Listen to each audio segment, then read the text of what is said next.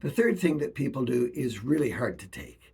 When you come up with a new idea that people want to resist, they smear it. They go, no, there he goes again.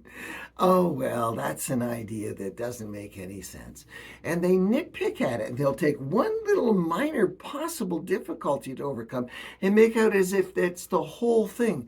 Oh, City Hall would never approve that. Have you talked to City Hall? Well, no, but I'm sure that they wouldn't approve it. Well, why don't we do the research? They try to smear the idea. That's what they do. In addition to the other two things, they smear the idea. And they sometimes smear the idea because they stick to something that is a bedrock that they have had for some time, where they've said in their own heart of hearts, or maybe they've said it out loud, I will never accept this, that, or the other thing.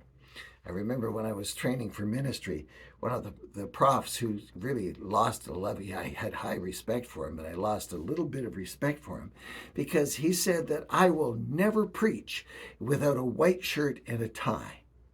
And I thought, wow, he'd made that bedrock. Can you imagine even anybody imagining a preacher today preaching with a white shirt and a tie? They might do it on occasion, but that would not be a standard.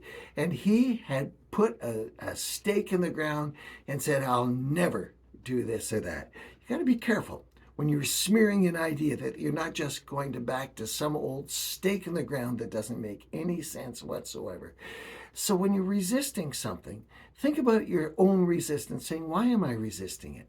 Am I sticking to something that I want to stick to just because it's more comfortable, just because it's my idea, because I don't like the other person or the other person's idea, or I don't want the other person to dominate me as if life is a competition? You've got to think about what happens when you resist so that you will understand what other people are doing with you when they resist. Smearing the idea is never a good tactic on their part or on yours.